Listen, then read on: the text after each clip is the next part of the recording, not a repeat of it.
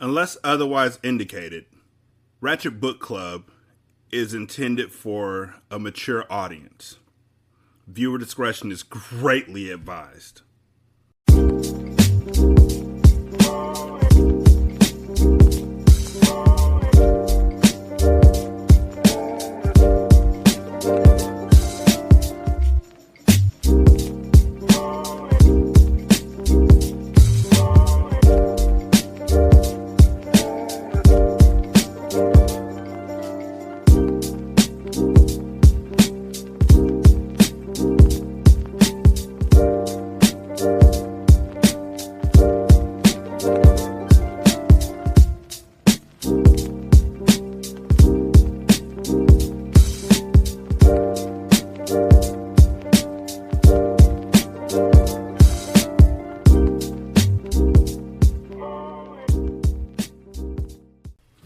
Welcome to Ratchet Book Club, where we read hood classics and good classics. I'm not about to start messing up on saying where we read again. That's played. Welcome to Ratchet Book Club, where we read hood classics and good classics. That's much better, and I'm Derek. This is a gift for you. I'm not doing anything different. I'm just literally a gift for you. You're welcome. 916-633-1537, ratchetandratchet@gmail.com is the email address. Ratchet Book Club is where you can find me on Twitter. Talk to me, I'll talk back. Trust me, I'm really good at it. You can become a Patreon member at patreon.com/singlesimulcast. You can also donate money to get me books at buymeacoffee.com/sscast. In the last chapter, Mia Moore fucked up the bag by telling folks that she was going to get greedy all of a sudden. Like she was the one who put in work. Like they could all have their hand on the dick. Like it was a fucking goblet of fire from Harry Potter and shit.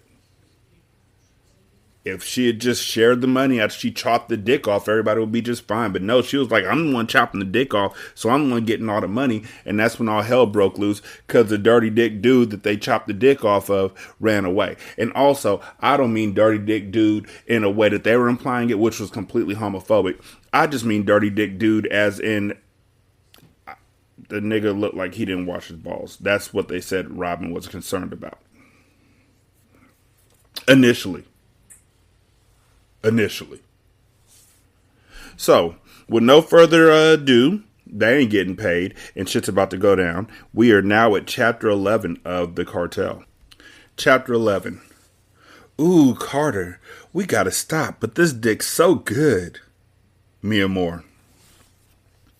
Mia Moore couldn't get Carter out of her head. Even while she was on a job, he was constantly entering her thoughts, and she hated herself for feeling him so much. It had been 2 weeks since their steamy encounter on the beach, and she was open. Why hasn't he called me, she thought to herself. I knew I shouldn't have fucked him so quick. He probably thinking I'm one of those sack-chasing busto bitches. What the fuck is a busto bitch? B-U-S-T-O. A busto bitch. What is a busto bitch? You know what? I remember back in high school, there was a girl who kept talking shit about another girl, and she became a busto bitch because they busted the shit out of her forehead like they took a 40 bottle and just click, click, click, click. I thought it would break like it did in the movies, but it didn't. It just boink, bink. And then she just had this knot. It was horrible. It was two twin sisters beating one girl's ass, which was completely unfair because it was also two juniors in high school beating the sophomore's ass. But I don't know what a real busto bitch is. I'm going to give that some thought. Mia Moore shook the thought of Carter out of her mind as she reluctantly crawled out of her $3,000 cherry wood canopy bed and stretched her arms high above her head. She tiptoed as her body extended in relaxation towards the sky, causing her to shriek in delight. She looked at herself in the mirror and wiped the sleep out of her eyes. She pulled her hair up in a raggedy ponytail and noticed the slight bags that were beginning to form under her eyes. I've got to get some rest, she thought. I look like shit. Her eyes drifted down to the picture of her and her friends that sat on the dresser. She picked it up, and a smile slowly spread across her face as she looked at herself, Aries, Robin, and most importantly, Anissa. It had been taken over a year ago at a 4th of July party. She reminisced how they used to step into the club. They were forever fly, and they were always led through the crowd by Anissa. Mad niggas lusted after their crew, and they got a lot of attention wherever they went. They were always the belles of the ball and the center of attention. Anissa had been the ringleader of their clique, the one to teach Mia Moore all of her murdering and hustling ways. Her big sister was truly her best friend, and now that she was gone, Mia Moore felt a strange hole in her heart. A solitary tear leaked out of her eye, and she quickly brushed it off her face. She set the picture back on the dresser, turning it face down as she walked out of her bedroom. Every time she looked at something that reminded her of Anissa, she broke down. No matter how much Mia Moore's girls tried to convince her otherwise, she continued to blame herself for her sister's death. She stopped in her hallway and looked down at her sister's bedroom door. It was closed. She hadn't stepped foot inside it since Anissa had been killed. She just couldn't bring herself to look at her sister's things. She quickly turned and made her way into her kitchen. She opened her cabinets and pulled out some pancake batter. Tears came to her eyes as she slammed the box of batter on the counter. She leaned onto the countertop and wept as she thought of her sister. Every Friday morning, she and Anissa would cook pancakes together. It was a silly tradition that they had shared since their preteen years, but it was something that she cherished. Mia Moore knew that she would never share another intimate moment with her sister, and it hurt her to the depths of her soul. She's never going to dance again. Guilty feet have got no rhythm. Ugh! She screamed in frustration. She hated feeling so weak. Now, which week are we talking about? Are we talking about the week about her sister literally dying and with her being gone, her entire family being gone, and her coping with the loss of her best friend and sister? Or are we talking about her suddenly being weak on this nigga that she's only known for 2 weeks? Because all you're really doing is building it up to a climax where she's going to be pissed when she finds out that he's a part of the family that killed her sister. I mean, she had never been the emotional type, but her sister's death brought out years of harbored emotions. Oh, that's the weakness. Okay, cool. Mia Moore looked around her condominium, and everything about it reminded her of Anissa. That's because she lived in the goddamn house. If my wife leaves my house, everything I look at's going to remind me of my wife because she fucking furnished the house. Move, bitch! Get out the house! Get out the house! If you got money like that and you can't stand it and you got to keep her door closed, but then you're still making pancakes and all that kind of stuff, it's time for you to move on, sweetheart. Just get the fuck out. Toddle your way out. Busto through the door and just go to a hotel for a while and then get a new spot. Start over fresh. That's my suggestion. Anissa picked out the furniture, the scent of the candles, even the food in the refrigerator. Goddamn, what'd you do? What was your job? Did you cook? Did you clean the toilets? Like, what the fuck did you do? All of which served as a constant reminder of her failure to protect the ones around her. See, let that be a lesson to y'all. Do your own shit. Because when the person who did all the shit dies or leaves, you're going to be reminded of them every day. And if the shit they did was important, you ain't going to know how to do it. Then who's going to wipe your ass?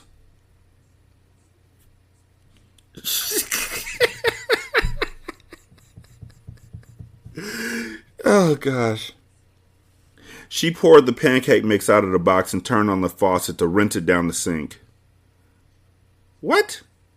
Oh, she poured the pancake mix into the sink and turned on the faucet? Ooh, that's bad. That's bad. Pouring pancake batter down the sink with water? Niggas, you crazy? She about to clog her shit. The whole box of pancake batter just went down the sink with water. Oh, she about to clump her shit up. So one day, I was cleaning the kitchen, because I do that. And I was feeling lazy because I do that too. And so I had scraped some of the rice. When you cook rice, one of the funnest things to do is to use your hands to clean the rice out before you actually use soap and water and a towel to clean the rest of the stuff out. And so I was scooping the rice out, and like one grain of rice was teetering on the edge of the garbage disposal like it was about to fall into the abyss. And my wife was like, no! And she ran over and she grabbed that one fucking grain of rice and she was like, rice will clog up the sink. And I was like, oh, I knew that.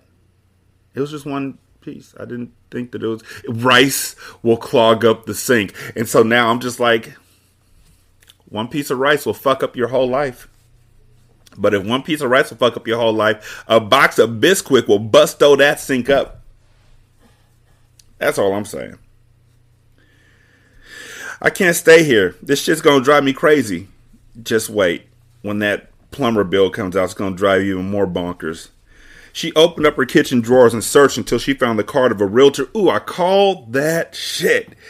That had sold her the condo. It was time for her to sell her place. I have to find a new spot.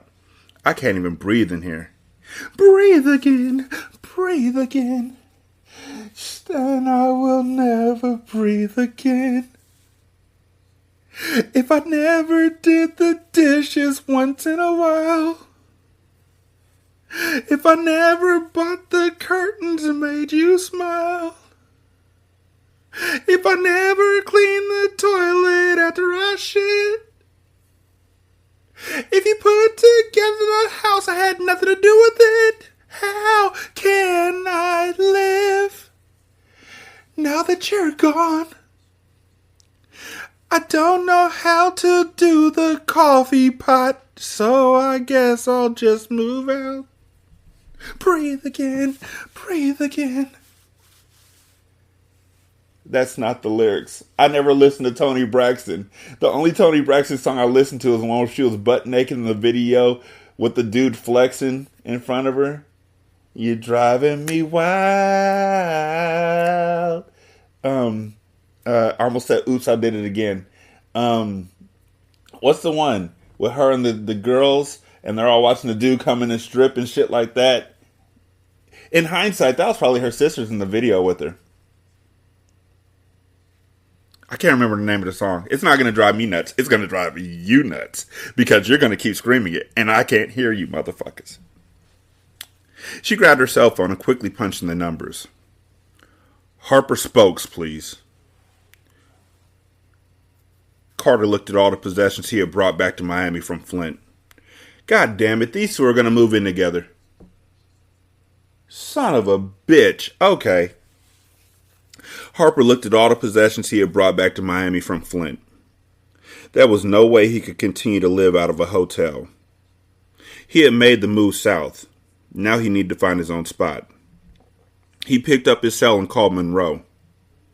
Money. This Carter, he stated when his younger brother answered the phone. What's good, bro? Hey, I just brought all my stuff down here from up top.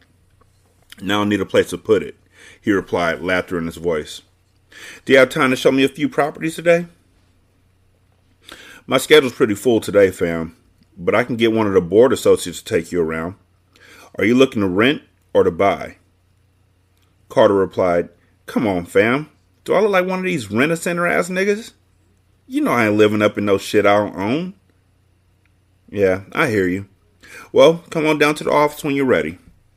Alright, I'll be down there in about an hour.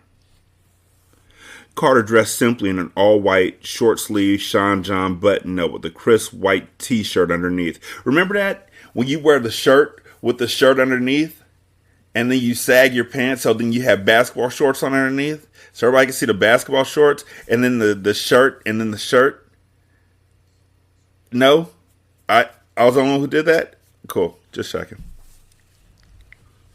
His light jeans... I couldn't have been the only one because they just fucking wrote about it. Don't be lying.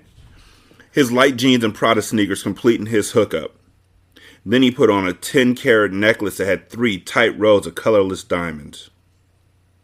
After hanging his iPhone from his hip, that's one thing I remembered I used to hate from 2008, was niggas having their phone on their belt loop. Nerdy ass bitches. I mean, that just looked geeky. Like, y'all niggas thought y'all was stunting because you could hang your phone off your belt loop and shit. I just wanted to walk over and just smack that shit off of there. Fumble, bitch. And then just die for it. Also, this is when I was much younger and much more immature. I'm kidding about the much more immature part. God's still working with me. After hanging his iPhone from his hip like a fucking loser and tucking his 45 into his waistline like a fucking champ, he was ready to go. Carter hopped in his range, tucked his gun away in a hidden compartment behind his custom stereo, and then headed towards Diamond Realty. When he walked into the office, he brought an instant smile to the face of the attractive receptionist sitting behind the desk. "Hi, is there something I can do for you?" Her eyes roamed suggestively over Carter's muscular build. Her come-on was obvious, and he gave her a polite smirk in response. "I'm here to see my brother, Monroe Diamond." The receptionist licked her lips and stated, "You can go right back to his office." Carter nodded and then headed down the hall. Before he was out of sight, the receptionist called out, "And if you need anything, don't hesitate to ask." Carter smiled but didn't reply. He simply continued on his way until he came to an office that read Diamond on the door. He knocked lightly on the door. "Come in," Monroe called out. Carter entered the office and slapped hands with Monroe. They pulled each other close for a brief second before sitting down. "Carter, this is Harper Spokes. Harper, this is my older brother, Carter." So not only did Mia Moore's sister get killed by one of the people from the Diamond Cartel, but then she and her sister, who got killed by one of the people from the Diamond Cartel, bought their condo from Harper Spokes, who's one of the associates who works for Diamond Realty, which means the house that they had, they bought from the Diamond Cartel. That's some drama for your ass. "Carter, this is Harper Spokes. Harper, this is my older brother, Carter." Carter shook hands with the young man beside him and said, "You resemble your father." "So I've heard," Carter answered. "He was a good friend of mine. I'm sorry for your loss," Harper said. "Thank you." Money cleared his throat. "Harper tells me that we have a couple properties for you to view today." Harper pulled out a portfolio with available properties inside, and Carter chose 3 that he was interested in purchasing. "How quickly are you looking to move in?" Harper asked. "As soon as possible." "You are aware that Diamond Realty only deals in high-end properties. Do you need financing? How do you plan on paying for the property?" Harper asked, causing Money to look up from the stack of papers on his desk. Money, a bit offended at Harper's question, replied bluntly before Carter could answer. "In cash." Carter, offended as well, said, "What other way is there?" "Just like your father, you work in cash. That's how I like it," Harper stated. "I bet you do," said Carter in a sarcastic tone. Although Mia Moore never kept a dirty house, she cleaned it from top to bottom to ensure that it was presentable for her prospective buyer. The only room that she hadn't touched was Anissa's. She loved her realtor. As soon as she called him and told him she wanted to sell her place, he was on top of things. Within a few hours, he had called her back and told her he had found a potential purchaser.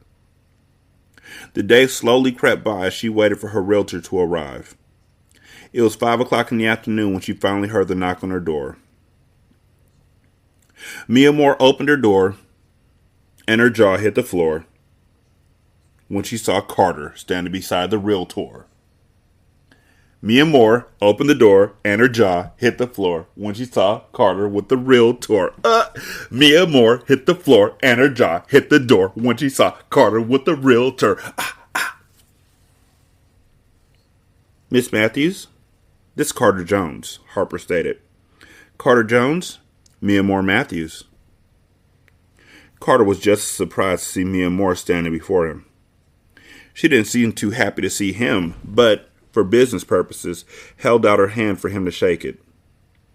"Mr. Jones," she said.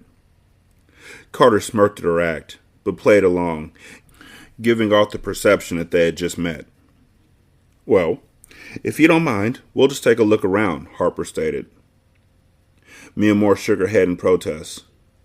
Oh no, Harper. Please allow me to show him around. You can make yourself comfortable here in the living room, she stated. Mia Moore walked down the hallway, and Carter followed her into her bedroom. He closed the door behind him. Turning to face her, he noticed that she was standing with her arms folded across her chest.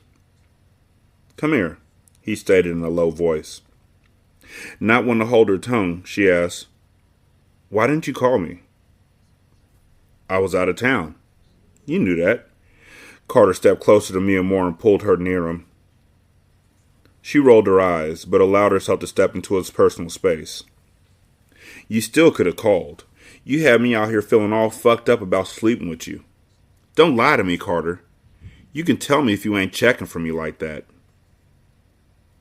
Carter ran his finger across her breast until he felt her nipples swell under her silk dress. Mia Moore's breath became shallow as she reached up and pulled his head near hers. His tongue probed the inside of her mouth. It was thick, and his kiss was sensual. She immediately became wet as she thought of another place she would like him to lick with his juicy tongue. There's something about this man that I can't resist, she thought as she reached down and grabbed his throbbing manhood. She was so hot and bothered that she considered taking his tool out and fucking him on the spot. But she had a white man sitting in her living room. Wait, she whispered as she continued to kiss him. We can't do this right now. Mia Moore had spoken the words, but she made no effort to stop Carter from slipping his fingers up her White House designer skirt. She wore no panties, so his fingers were instantly drenched in her feminine juices. You didn't even call me, she moaned. I'm sorry, Ma. It's all about you. God damn it. He answered as she reached for his belt buckle. Don't lie to me, she whispered in lust. I don't lie, Mia Moore. He lifted her shirt and bent down to kiss her stomach gently. The two were in pure lust for one another as they attacked each other. What do I gotta do to get some of this, Ma? He asked charmingly. God damn it. Did I already mention the fact that I hate the phrase Ma? Like, I use it, but I use it like sparingly, like bay leaves. You don't use the phrase Ma when you about to get some? Like, what do I gotta do to get all up in your ass, Ma? Hey, Ma, what I gotta do to get that pussy lip twat, Ma? You know what it is? I want to see when Cameron's Hey Ma came out. Hey Ma came out in 2002, so this should be at the end of its apex, but nope. Hey Ma, I had every intention of getting to you, Ma. He wanted to call her and had every intention of doing so, but his mind had been preoccupied with business. Do what you feel, she stated frankly, staring at him in a challenging way, massaging his hardness through his Calvin Klein boxers. Grunting lustfully, Carter picked her up by her waist as she wrapped her long legs around his body, grinding her hips into him with a fuck me passion. The friction alone had her ready to climax. The heat between the two of them burned recklessly as Carter carried her to the oversized cherry wood dresser set against the wall, sweeping everything off it in one motion, causing a loud crash to erupt throughout the condominium. Shh, she whispered as she sucked on his neck. Harper's gonna hear us. You fucking think? You just swept all her shit off her fucking dresser. Like, yeah, the dick will be great. Sure, okay, fine. But bitch, that was my mirror. Carter ignored her and set her on the dresser. He opened her legs while she unbuttoned his pants and slid them down. He entered her without hesitation, moving with a slow rhythm, holding both of her thighs open as wide as they would go. He looked down at his dick as it moved in and out of her. The sight of her massaging her swollen clitoris made his manhood swell even more, and he pounded into her relentlessly. Is everything all right in there? Mia Moore's eyes grew wide in alarm at the sound of Harper's voice. Carter was fucking her so good that she couldn't stop the moans from slipping off her tongue. She looked at Carter. He heard us, she whispered. Carter continued to fuck her as he whispered, "Then you better stop all that moaning, Ma."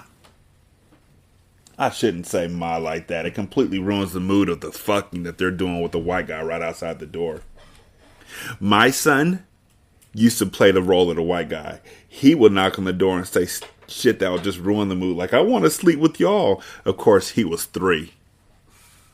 Why Harper's knocking on the door when she told him to mind his own business and sit on the goddamn couch is beyond me. Also, I nicknamed my son CB4. He was 4. He wasn't 3 because I called him CB4. CB4 stood for, guess, wait for it, cock blocker 4. Because he was a cock blocker and he was 4. It doesn't always have to be rocket science. In and out, in and out. Oh, I'm sorry. That's not how this is supposed to go. In and out, in and out. Mia Moore groaned in pleasure. I can't, as she thrust her hips at him in a slow grind. Until now, she'd never had a nigga who had a big dick and knew exactly how to use it. She was losing her mind. "Whew, Carter, we got to stop, but this dick is so good," she moaned as she made the lower half of her body roll in circles. "Excuse me, guys. Is everything okay?" Carter asked again. Mia Moore began to reply. "Everything is, ooh, shit." But Carter hit her with a death stroke, hitting her chest. Okay, so these are all words that have been said, but I never thought I'd read them in a book, and so I'm kind of happy right now. But Carter hit her with a death stroke, hitting her G-spot and silencing her. Now, let's talk about the Grafenberg area. Because it's not hard to hit, but since we're here, let's talk about it. Fellas, I hope you have a pencil. So, if you take your fingers and you stick them into your lover, your partner, ladies too, y'all know it though, y'all got one. But if you take your fingers and insert them into your partner's vagina and then you bend them back like you're doing a come here motion, you will hit this spongy area, and that's called the Grafenberg spot, the G spot. I don't know how he's hitting that with his dick.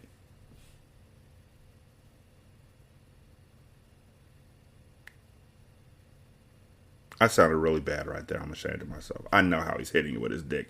I just said that so y'all wouldn't feel left out. I know.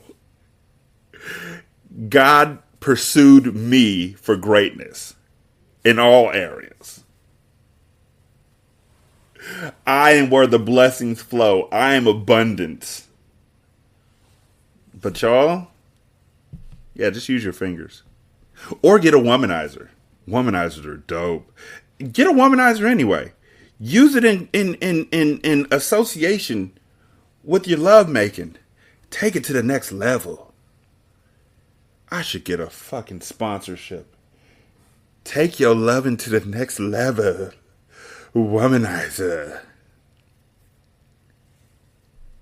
If your man ain't hitting it right, use a womanizer all goddamn night. Womanizer. The womanizer. Womanizer, womanizer, womanizer. Okay, I'm done. In and out, round and round. If y'all aren't from California, you're not saying that the way I'm saying it.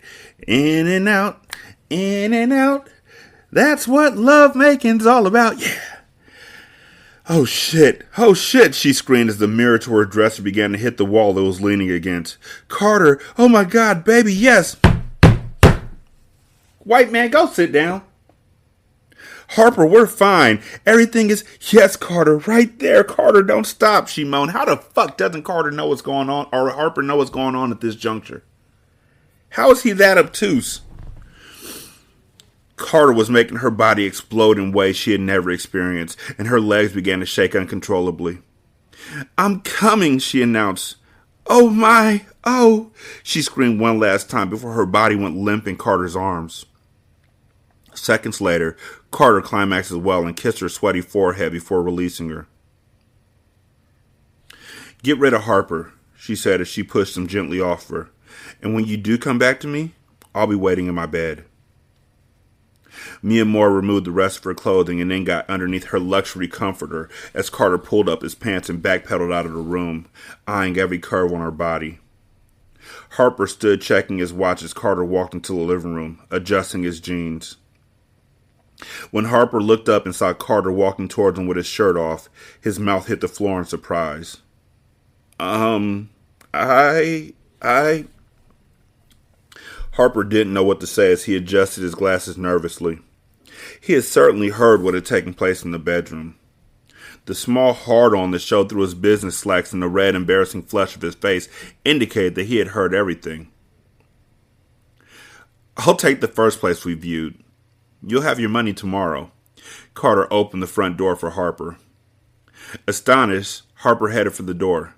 Okay, does he get a discount? If your parents literally own the realty company, do you get a discount? Did Breeze get a discount at the restaurant? Before he could say another word, Carter closed the door in his face. He made his way back to Mia Moore and picked up where they had left off, pleasing her in every sexual way over and over again until she was so tired that she could no longer come. Mia Moore lay cuddled up to Carter. She was so comfortable in his embrace. I could get used to this, she thought. Why are you selling your spot? He asked her out of the blue. I can't stay here. I shared this place with my sister, and ever since she died, it just doesn't feel like home. Everything in here reminds me of her. I miss her. There's nothing wrong with missing her, Mia Moore. Selling your crib won't erase that feeling. I don't want to talk about that, she whispered. I just want to enjoy my time with you. Ain't no telling how long you'll be around, so I have to appreciate you while you're here, she said half jokingly. I'm here as long as you want me to be. Carter pulled her on top of his body. She lay directly on top of him and rested her head against his chest as he stroked the top of her head. Carter looked down at the beautiful young woman and felt connected to her. Carter didn't know it yet, but she loved everything about him. She loved the way he was rubbing her head. She loved the way he dressed, the confident swagger that he possessed, and the dimple on the side of his face was an added plus. She definitely loved how he had put his thing down on her. Both times they had slept together, she had been completely satisfied. She was checking for him in the worst way. They lay there together for hours, and eventually Carter slipped into a comfortable sleep. Mia Moore heard his deep breathing and eased her body off him. She made sure that he was undisturbed as she tiptoed away from the bed. It had been so long since she had seen a man in her bed, and she couldn't believe that she had allowed Carter to seduce her once again. She didn't regret it, though. Everything in her wanted to get to know the man that lay in her bed, and she was grateful for his presence. She picked up his button-up shirt and put it on. The shirt swallowed her, but she wore it anyway. She went into the kitchen and opened her refrigerator to see what she had to cook. There wasn't much of anything. She and Anissa ate out most of the time, so besides breakfast food and bottled water, there wasn't much inside. She grabbed the phone book and ordered a gourmet dinner from a 5-star restaurant that was close to her home. She went out to pick up the food, and when she came back, she set up her dining room and arranged a table. She also brought out a bottle of vintage Merlot from her wine rack and lit 2 apricot-scented candles, setting the mood for the perfect evening. Mia Moore didn't want to wake Carter before she showered, so she handled her business and then got dressed in the seductive Victoria's Secret camisole and panty set. The gold fabric looked good on her brown skin. She then put soft curls in her hair and went into the bedroom and climbed on top of Carter. "Wake up," she called out. Carter opened his eyes when he felt her nudge him. He pulled her down onto him playfully. He enjoyed the way she felt in his arms. "I have a surprise for you." "Oh yeah? Show me what you got." Mia Moore grabbed his hand and pulled him up. She dragged him into the dining room where a full-course dinner consisting of New York stripped steak, steamed vegetables, garlic potatoes, and Caesar salad awaited him. "You made all this?" "Yeah, I can do a little something in the kitchen, she replied, telling a little white lie. She wanted to hook this man, and allowing him to think that she could cook was a part of her plan. I'll buy this nigga breakfast, lunch, and dinner for the rest of his life if I have to. Carter looked at her with a quit bullshitting expression on his face, but was flattered by her attempt to impress him. He took a seat at the table, and they enjoyed the food and drank an entire bottle of champagne together. They laughed and chatted like old friends, getting to know each other better, both of them hiding secrets that they couldn't tell if they wanted to. After they ate, Carter removed her plate from in front of her and took it into the kitchen along with his own. Yo, Mia, where your garbage? He yelled. It's in the kitchen closet, she yelled back. As soon as the words left her mouth, she hopped up out of her seat. Wait! As soon as she walked into her kitchen, she saw Carter standing with the food delivery bags in his hands and a smile on his face. Homemade, huh? I never said homemade. Those were not my exact words, she defended playfully, knowing she had just been busted. Carter put the bags down and wrapped his arms around her waist. That's okay. You don't have to know how to cook, Ma. We'll hire a chef. Mia Moore laughed sweetly as she hid her face in his chest from embarrassment. He lifted her face and kissed her lips gently. I had a good time with you. I haven't been this comfortable with a woman in a long time. Good. She tiptoed and kissed his lips again. She could feel the night coming to an end and wished she could turn back the hands of time and relive the last few hours again. I've got to go, he stated. He noticed her eyes go from happy to sad in a split second. Mia Moore nodded. Don't make me wait another 2 weeks before you show your face again. She looked him in the eyes seriously. Don't worry, Ma. I won't, he replied as he walked into the room and gathered his clothes. Mia Moore walked him to the door, and although she hated to see him go, she didn't protest. She didn't want to seem desperate, and she definitely didn't want to scare him off by being too clingy. She stood hugging her door as he walked out. Carter kissed her forehead and said, Close this door and lock it behind me. I will. Mia Moore waited one last time. She closed the door and locked it, just as he had instructed. Then she leaned up against it, sighing deeply. Carter Jones. He had a hood swagger, a gentleman's finesse, and a businessman's savvy. He had her attention, and she couldn't wait to see him again. The next morning, Mia Moore awoke to the sound of someone knocking at her door. No one besides her friends and now Carter knew where she lay her head, so she figured it had to be one of those people. She looked at the clock on her bedroom wall. Damn it, it's only 9 a.m. Damn, 9 a.m, feds at my door. She about to go to jail for not killing that nigga. Who the fuck is banging at my shit like they fucking crazy? She pulled herself out of her bed and went to answer it. Looking out of the peephole, she saw 3 people standing at her door. The fuck is going on? She snatched the door open in irritation. Can I help you? She asked. Mia Moore noticed the woman before her held a white chef's hat in her hand, and she frowned in confusion. Mr. Carter Jones has requested our services.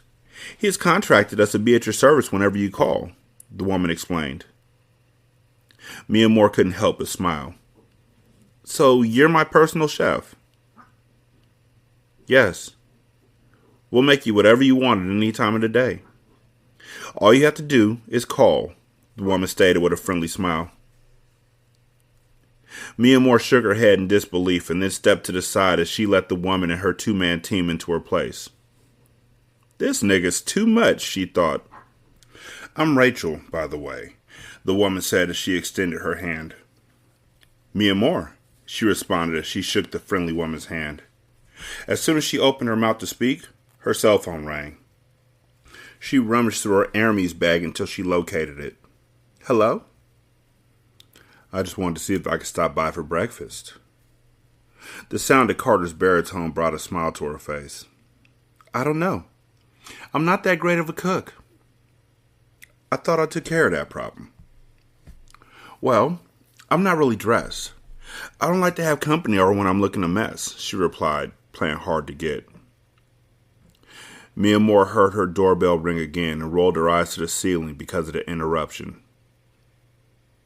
You see, considering how you got up out the bed last night to shower and do your hair before you woke me up, I figured you were high maintenance. Mia Moore smiled and replied, just a little bit, as she made her way to the door. She was so into her conversation that she opened the door without looking out of the peephole. Carter stood before her, leaning against her door frame, his cell phone in one hand and a black designer garment bag in the other. Now, you don't have an excuse. He handed her the bag and hung up his cell phone. Go get dressed. I'll be waiting for you when you get out. Mia Moore was ecstatic. How does he know her size? Like, skinny is not a size. Nice body is not a size. Wide hips, wide butt, whatever they keep saying in this book, is not a size. Voluptuous is not a size. How does he know her size? It's important. Trust me, as somebody who buys clothing for my wife, it's a gamble to just go out and buy shit without knowing what the fuck you doing. Just saying. Mia Moore was ecstatic. She had never been courted in such an upscale manner. Half the time she didn't even have time to seriously entertain a man, but she was going to make time for Carter. She took the bag from his hand with a bashful smile and unzipped it, revealing a Marc Jacobs original. She had heard that the popular designer was coming out with a new high-end line of clothing, but it wasn't due out until early 2010. Here Carter was standing in front of her with a dress that hadn't even hit stores yet. How in the hell did he get his hands on this dress? Bitch is about to hate. Make yourself comfortable. I'll be out in about an hour, she said, blushing graciously. Mia Moore hopped into the shower and applied her MAC cosmetics before attempting to put on the dress. She wore her hair in a bone-straight wrap, with Chinese bangs cut in a slant across her forehead. Spraying Donna Karen's latest fragrance all over her body, she found herself hoping that Carter would like the scent. It was odd for her to care about what a nigga thought of her, but she had to admit that she wanted Carter to feel her as much as she was feeling him. Mia Moore admired her strapless, pale yellow dress that fit her body loosely and ended just below her knee. The silk fabric wrapped around her slim waist and lay seductively around the curves of her body, giving the ensemble an edgy look, while the simplicity of the rest of the dress had an old Hollywood glamour. It was sophisticated and much different than her normal style, but she liked the change, and she had the perfect Manolo stilettos to go with it. Looking at herself in the full-length mirror, she had to smile. She was a shit and she knew it. She emerged from the bathroom an hour later and walked back into the living room, where Carter sat patiently waiting for her. He looked up at her, and a look on his face told her all that she needed to know. He was pleased with her appearance. She had accomplished her goal. "Thank you for the dress," she said. "I love it." "Thank you for wearing it. I love it too." Carter grabbed her hand and then led her over to the dining room, where Rachel, her chef, presented them with breakfast. "You are too much. You know that, right? I've never met a nigga like you." Mia Moore laughed. Carter was on point in every way. "There ain't another nigga like me," Carter replied with a smirk. Normally, conceit appalled Mia Moore. There was nothing worse than a stunting-ass nigga who couldn't back up all the shit that he talked. But Carter's confidence was attractive, and he had already proved that he didn't make empty promises. She knew that he was an entirely new breed. His game was different than the down south men she had encountered, and she appreciated his refreshing Flint swagger. "You got a passport?" he asked out of the blue. "Yeah, I got one. Why?" "I want you to come away with me this weekend to Costa Rica." Carter said it in a nonchalant manner, as if he was merely asking her to go out on a casual date. "I can do that," she replied with a breathtaking smile. Carter knew that she was trying to keep her cool, because the infectious smile she displayed gave away her excitement. Is that supposed to be because, or is it supposed to be but? It reads better as but. Carter knew that she was trying to keep her cool, but the infectious smile she displayed gave away her excitement. Which one do y'all like better? I already know the answer. I'm not even going to make a poll for it. They ate their breakfast together, chatting like old friends, and then spent the entire day together. They shopped arm in arm as they hit the designer stores, and although she was prepared to pay for her own items, Carter covered every expense. She couldn't believe how perfect he seemed to be. He was the one thing that her life had been missing. For so long, everything had been negative in her life.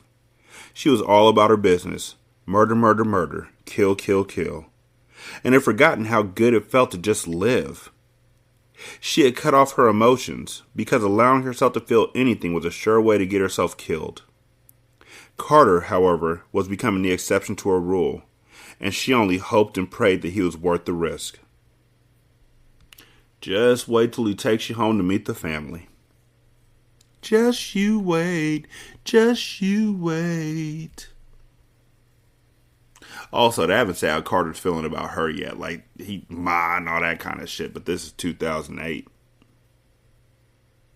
Chances are when it all falls apart, he's going to be like, I dropped you like a bad habit. Stank ass bitch. And all that kind of stuff. 2008. I'm just thinking back to the way the books used to be written. Still are. 916-633-1537. Ratchet@gmail.com. Ratchet Book Club on Twitter. You can leave a review on Podchaser, Apple Podcasts, Stitcher. There's other places. If you go to Podchaser, you can leave a review for each separate episode as well as the show overall, which would be dope because I deserve reviews. I'm that good. Thank you so much for listening. I do greatly appreciate it. Y'all be good. I'm going to holler at you later. Peace.